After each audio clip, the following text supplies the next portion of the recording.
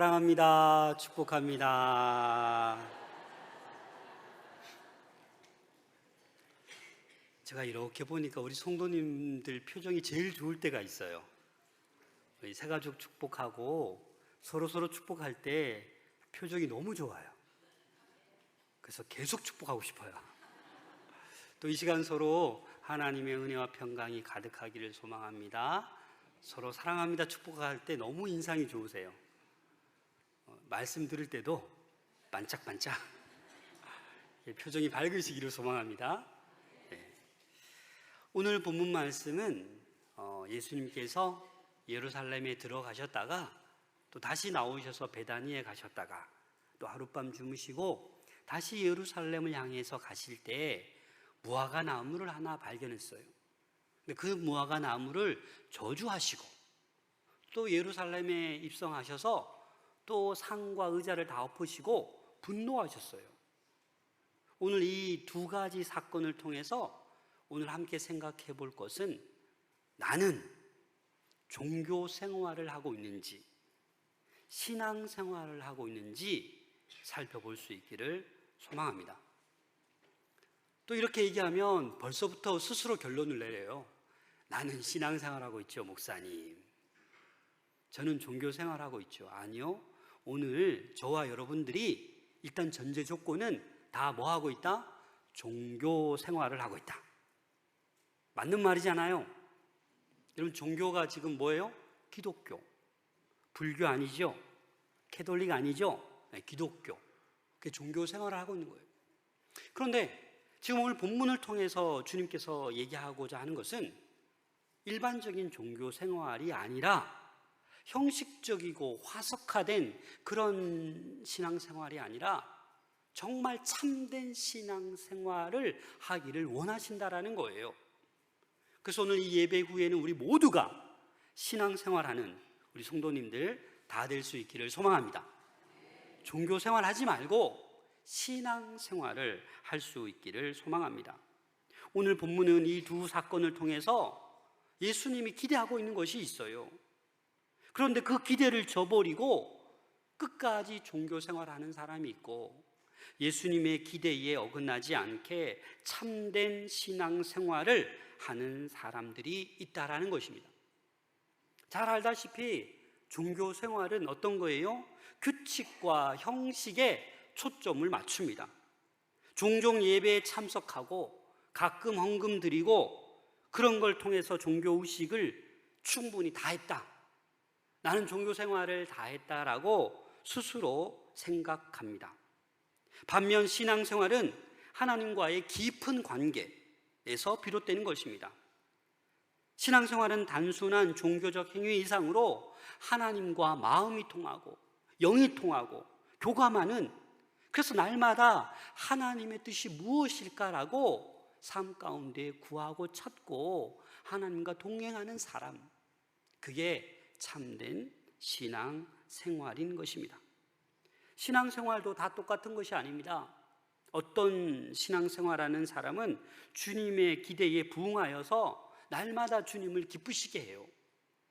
그런데 반면에 또 신앙생활을 한다고 하지만 늘 예수님을 분노케 하고 걱정케 하고 염려케 하는 그러한 분들도 있어요. 날마다 주님을 실망시켜요. 여러분들은 전자입니까? 후자입니까? 우리 모두가 종교생활이 아니라 신앙생활할 수 있기를 부탁드립니다. 오늘 본문에 보면 이제 종교생활이 아닌 참된 신앙생활을 하기 위해서 두 가지를 말씀하십니다. 이 두 사건을 통해서 오늘 두 가지를 함께 나눌 텐데 이 두 가지를 꼭 기억할 수 있기를 부탁드립니다. 12절 말씀입니다. 이튿날 그들이 베다니에서 나왔을 때에 예수께서 시장하신지라. 예수님도 인간이시 때문에 배가 고파요, 안 고파요? 배가 너무너무 고파요. 그래서 베다니에서 다시 나와서 예루살렘을 향해 가는데 그 거리가 2.5km입니다. 그 걸어서 예루살렘은 아주 가까워요. 그래서 한 30분, 40분 걸어가면 돼요. 그 걸어가는 시간에 시장하고 배가 고픈 거예요. 그런데 눈앞에 뭐가 있어요? 무화과 나무가 있어요. 잎이 무성한 무화과 나무가 있어서 야, 열매가 열렸겠다 하고 가봤는데 열매가 있어요, 없어요? 없는 거예요. 여러분, 원래 이 무화과 나무는요 8월, 9월에 풍성하게 열매를 맺습니다. 그런데 이 무화과 나무는요 6월절 전에도 열매를 맺혀요. 옛날 가지에서 무화과가 여러 개 맺히기도 한다고 합니다. 그래서 빠르면 3월, 4월에도 무화과 열매가 맺혀지는 거예요. 6월절 전이니까 예수님 생각에는 몇 개의 무화과 나무가 있겠거니라고 갔는데 하나도 없는 거예요. 잎만 무성한 거예요. 자, 13절 말씀 함께 읽겠습니다. 시작. 멀리서 잎사귀 있는 한 무화과 나무를 보시고 혹 그 나무에 무엇이 있을까 하여 가셨더니 가서 보신즉 잎사귀 외에 아무것도 없더라. 이는 무화과의 때가 아님이라. 무화과의 때가 아니라는 것은 뭐예요? 8, 9월이 지금 아니라는 거예요. 좀 이른 3월, 4월이라는 거예요. 6월절 전. 근데 지금 무화과가 없을 수도 있는 건데 예수님은 어떻게 반응합니까? 이 무화과를 저주하십니다. 근데 여러분, 우리가 생각해야 될 것은 이 무화과가 무엇을 의미하냐? 구약에 보면 여러 선지서에서 이 무화과는 무엇을 상징하냐? 이스라엘 백성을 상징합니다. 하나 살펴볼게요. 예레미야 8장 13절입니다. 여호와의 말씀이니라. 내가 그들을 진멸하니니 포도나무에 포도가 없을 것이며 무화과 나무에 무화과가 없을 것이며 그 잎사귀가 마를 것이라. 내가 그들에게 준 것이 없어지리라 하셨나니. 다시 말해서 예수님도 이 무화과를 저주하면서 종말을 얘기하면서 이스라엘과 그 성전의 종말을 예고하고 계시는 것입니다. 14절 말씀 함께 읽겠습니다. 시작. 예수께서 나무에게 말씀하여 이르시되 이제부터 영원토록 사람이 내게서 열매를 따먹지 못하리라 하시니 제자들이 이를 듣더라. 여러분, 좀 당혹스럽지 않습니까? 이 무화과 나무가 아직 무화과 때가 아니라서 열매를 안 맺었는데 지금 예수님께서 뭐 하고 있어요? 저주하고 있는 거예요. 앞으로 너는 열매 못 맺는다라는 거예요. 영원토록 사람이 내게서 열매를 따먹지 못한다. 잎만 무성하지 너에게서는 열매 하나도 앞으로 안 맺힐 거다라는 거예요. 이 끔찍한 거 아닙니까? 왜 예수님이 애꿎은 이 무화과 나무를 저주하는 것입니까? 상징적인 의미가 있다고요. 이 무화과 나무를 통해서 무엇을 말씀하는 거예요? 이스라엘 백성들, 형식적이고 화석화된 신앙생활, 종교생활을 하고 있는 그 이스라엘 백성을 향해 하시는 말씀입니다. 이 무화과 나무가 어떻게 되었습니까? 20절 말씀 함께 읽겠습니다. 시작. 그들이 아침에 지나갈 때에 무화과 나무가 뿌리채 마른 것을 보고, 바로 다음 날 아침에 이 무화과 나무는 어떻게 해요? 뿌리채 말라버렸다, 멸망했다, 죽었다라는 것을 이야기하고 있습니다. 오늘 이스라엘 백성이 열매 맺지 못하고 있는 그들을 향한 경고의 메시지입니다. 따라서 이 사건을 통해서 우리에게 주시는 교훈이 무엇입니까? 그만 좀 종교생활하고 이제는 참된 신앙생활을 하라라고 말씀하고 있는 것입니다. 저와 여러분들은 선민입니다. 하나님의 택한 백성이요 자녀인 줄로 믿습니다. 못 믿으시는 분 혹시 있나요? 그래서 우리는 택한 백성이기 때문에 그 백성에 걸맞게 신앙생활을 해야 된다는 거예요. 형식적으로 종교의식, 율법주의의 얼매인 위선적으로 신앙생활해서는 안 된다라는 거예요. 그래서 신앙생활을 제대로 하게 되면 열매가 맺혀지게 되는 것이 당연하다라는 겁니다. 그래서 오늘날도 예수님은 저와 여러분들을 향해서 뭘 원하고 계세요? 열매를 원하고 계세요. 참된 신앙생활, 종교생활은 이제 그만하고 참된 신앙생활 하기를 원하고 계신다라는 것입니다.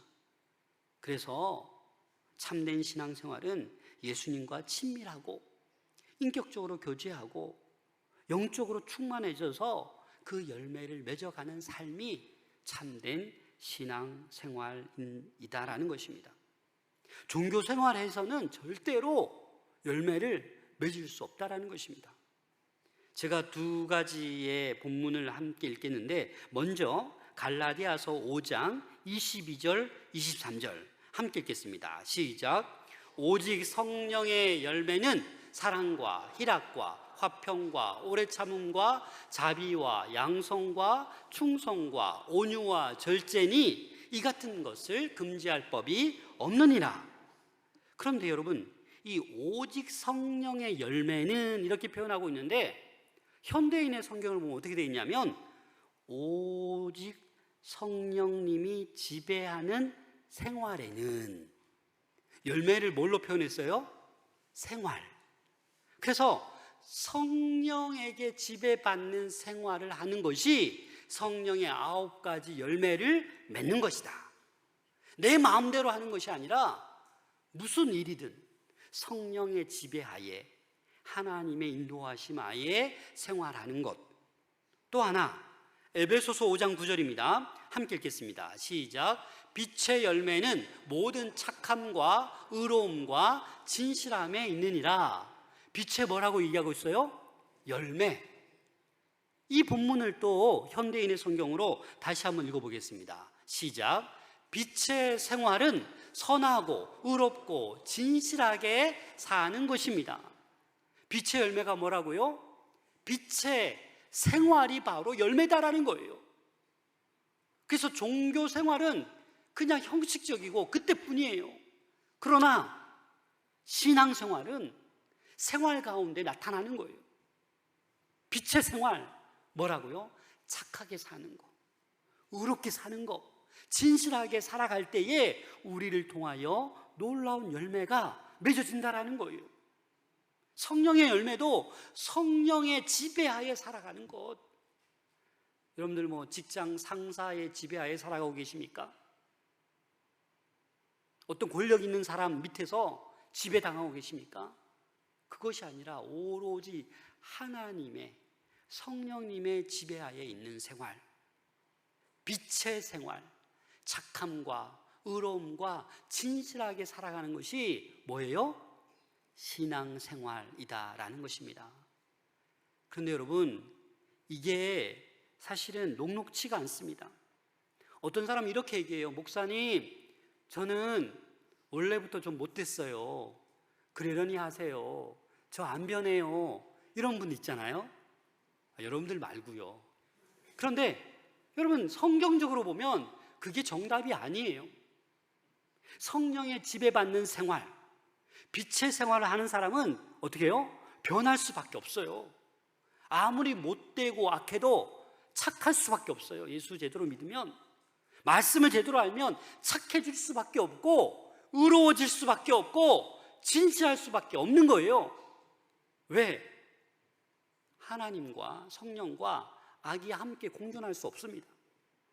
그렇기 때문에 우리는 빛의 생활, 착하게, 의롭게, 진실하게 살아갈 수 있다는 것입니다. 그래서 오늘 이 무화과 나무 저주 사건을 통해서 첫 번째 요소가 뭐냐면 바로 종교 생활이 아니라 주님께서 기뻐하시는 참된 신앙 생활을 위해서는 어떤 삶을 살아야 된다?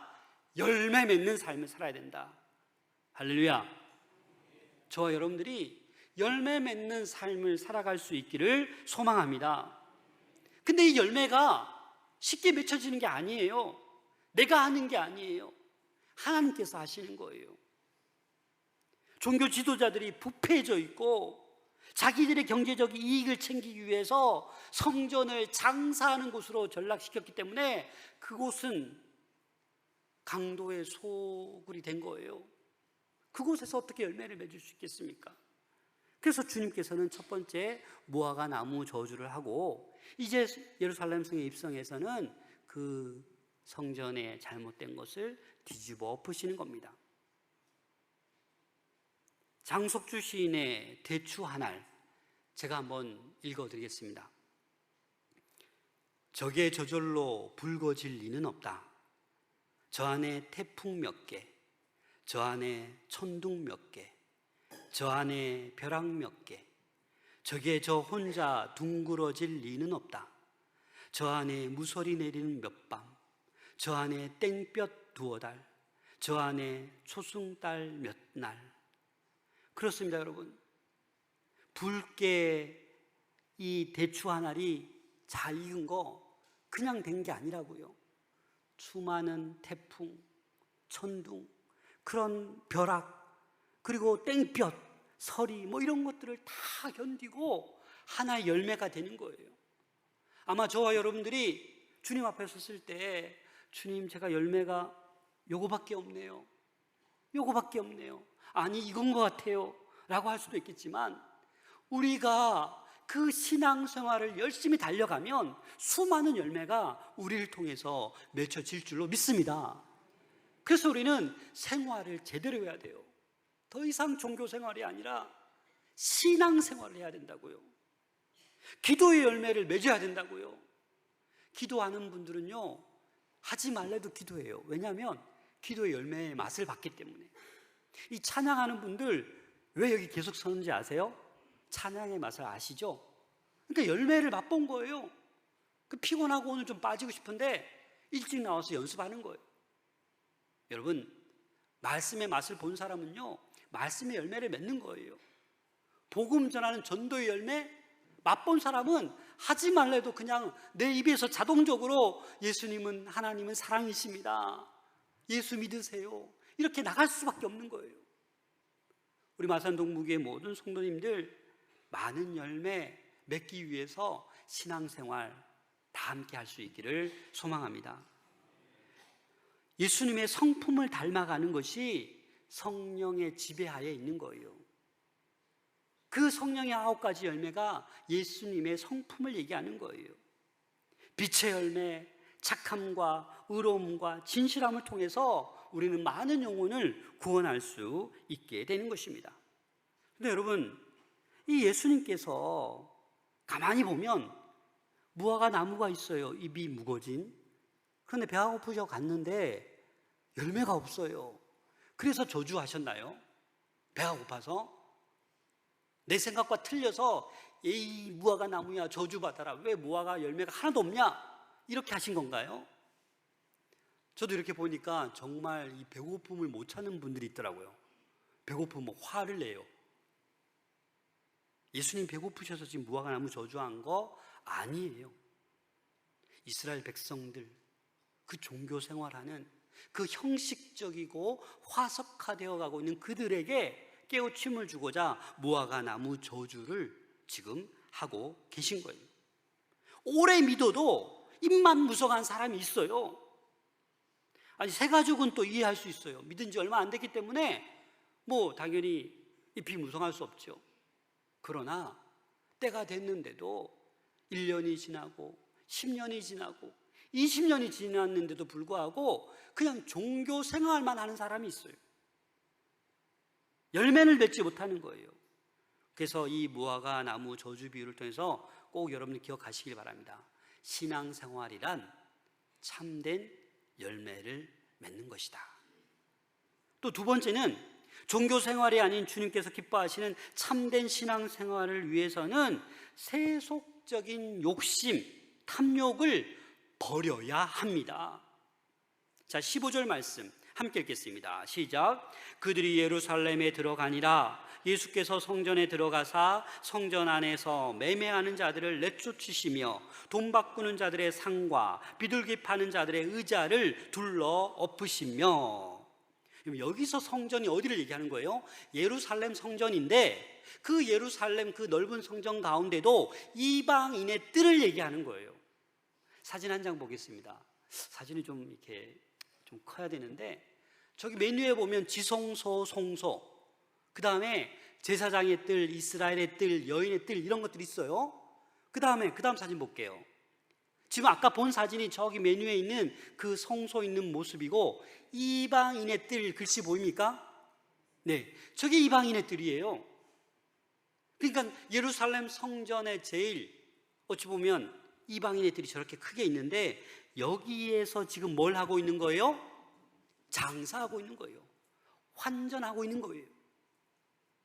이 이방인의 뜰은 어떤 곳이냐? 유대인들뿐만 아니라 누구든지 와서 기도할 수 있는 곳이에요. 누구든지, 이방인들조차도. 그런데 이곳에서 뭐 하고 있어요? 장사하고 있는 거예요. 소, 비둘기 또 환전하는 거예요. 여러분, 이 예루살렘에 얼마나 많은 인원이 모입니까? 절기가 되면 수십만, 아마 수백만이 모일 수도 있는 거예요. 왜? 예루살렘에 밖에 없기 때문에 절기가 되면 다 몰려오는 거예요. 그런데 한 일주일 동안 이 소를 끌고 왔는데 이거 안 돼. 이거 제물로 부족해. 다리가 약간 저네. 먼지가 너무 많이 묻었네. 더럽네. 땡, 안 돼. 자꾸 그러다 보니까 어디서 사야 돼요? 제물을. 이방인의 뜰에서 사야 되는 거예요. 그런데 1,000원이면 살 걸 얼마 달라 그래요? 2,000원 달라고 그러고 3,000원 달라고 그러고. 그러니까 이 백성들의 또 가난한 사람은 얼마나 힘들겠어요. 완전히 날강도죠, 날강도. 그리고 환전하는 것도 마찬가지예요. 자기들 돈 가지고 오면 안 받아줘요. 다시 돈을 바꿔야 돼요. 이 유대인들의 어떤 성전세를 지불하는 그 주화가 따로 있어요. 그러면 내가 이거 10,000원 주고 바꾸면 되는데 얼마 달라고 해요? 수수료 5,000원, 15,000원. 얼마나 억울합니까? 자기 사용하는 동전 가지고 와서. 근데 이 은전에 뭐가 새겨져 있냐면 이방신 멜카르트가 새겨져 있어요. 어디 예루살렘 성전에 주화가 이방인 멜카르트가 새겨져 있는 그 돈을 지금 통용하고 있다라는 거예요.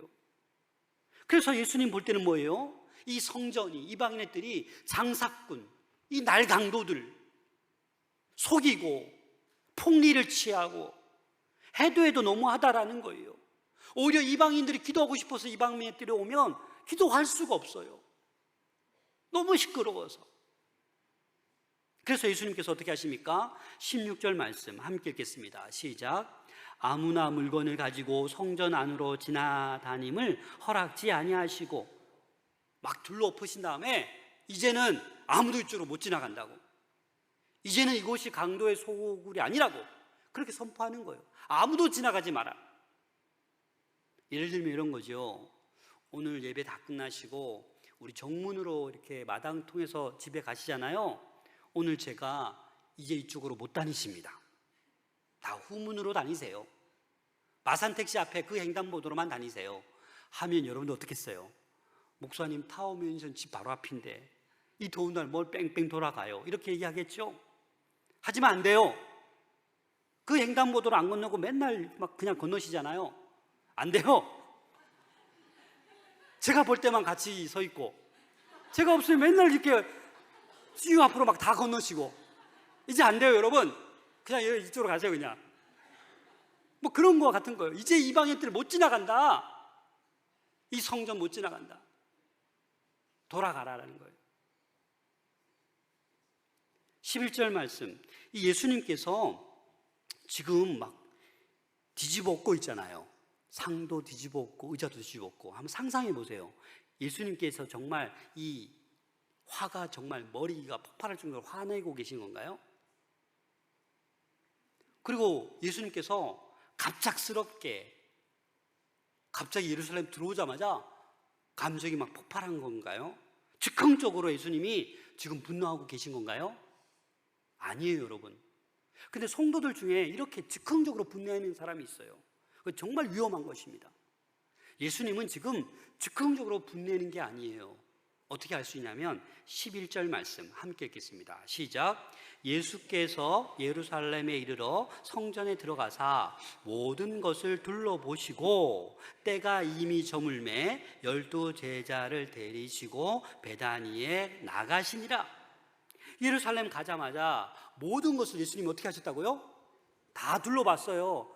아, 완전히 폭리 취하는구나, 속이는구나, 완전히 날강도들이구나 라는 것을 면밀하게 다 살펴보신 거예요. 그런데 벌써 저물었네. 오케이.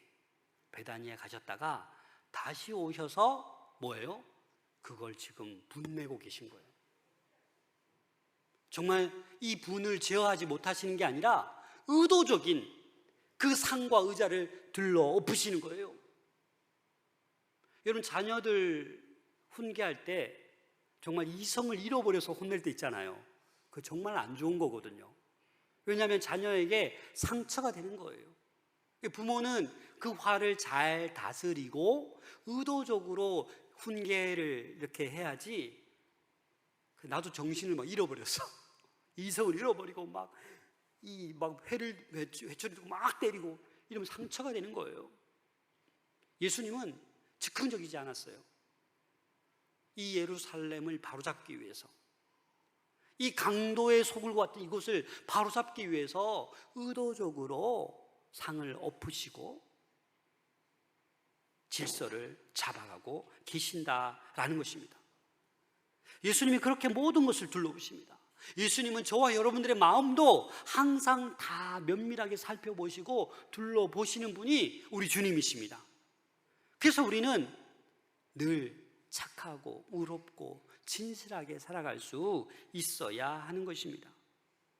이 성전은 만남의 장소요, 기도의 장소입니다.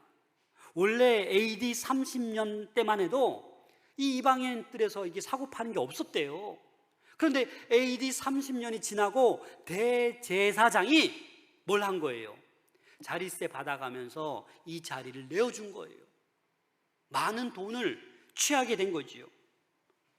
허가해준 대신에 자리세를 받아서 수익을 올리는 거예요. 그리고 이 대제사장은 로마에 또 돈을 바치는 거예요. 왜? 자기의 권력을 유지하기 위해서. 그래서 이 예루살렘 성전이 지금 뭐예요? 강도의 소굴이 되어가고 있다라는 거예요.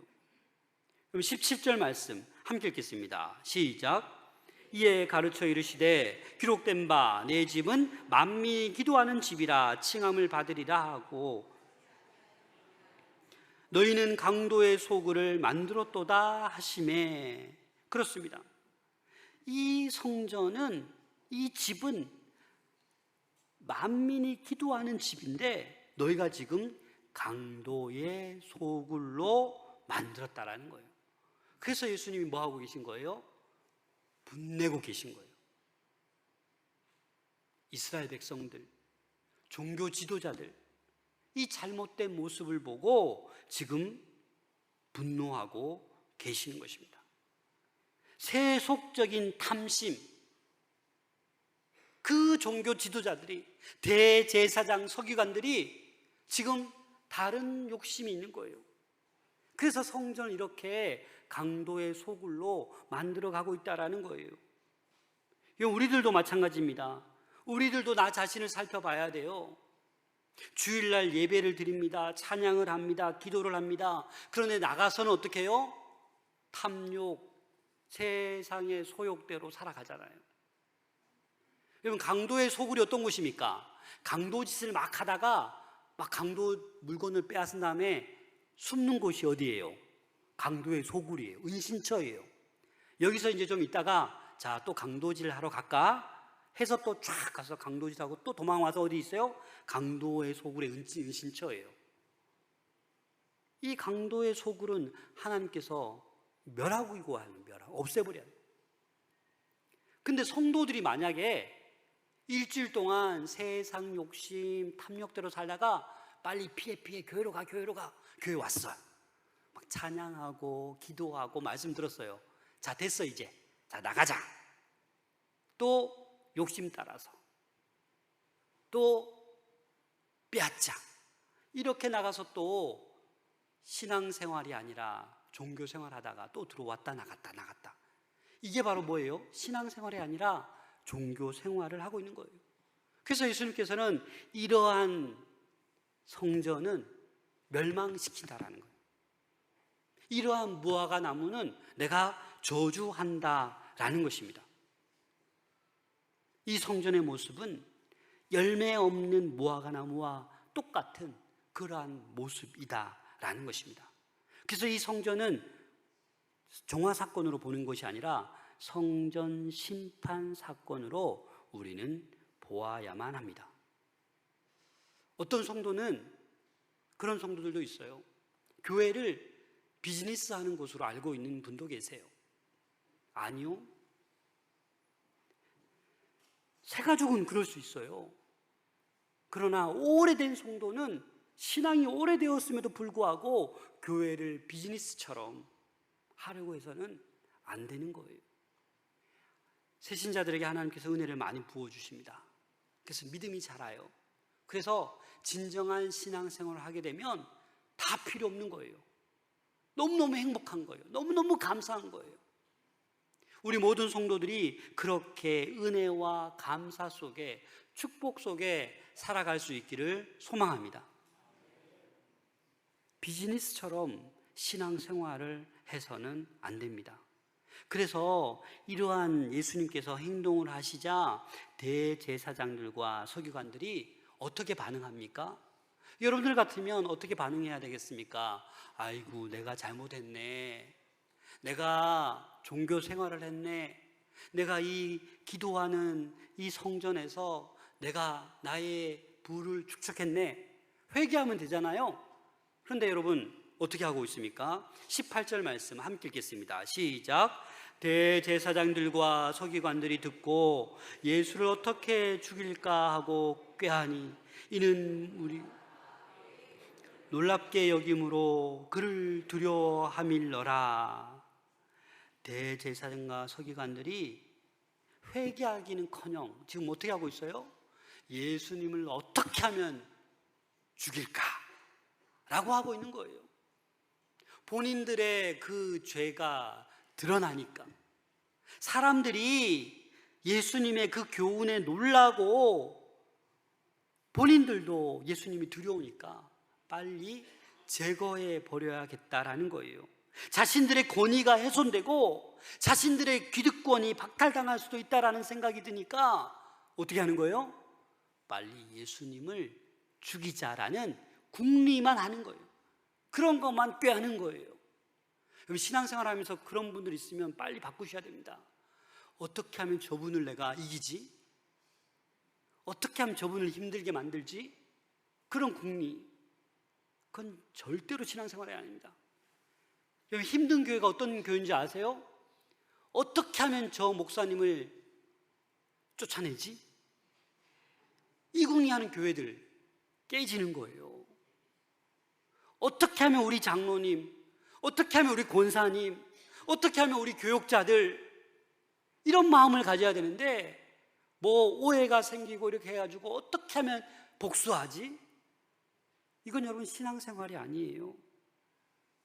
지금 대제사장과 서기관들과 똑같은 거예요.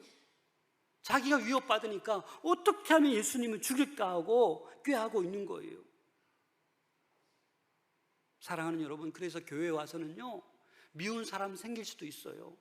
마음에 안 드는 사람 생길 수도 있어요. 나는 허리 굽혀 인사했는데 난 나의 인사도 안 받고 모른 척하고.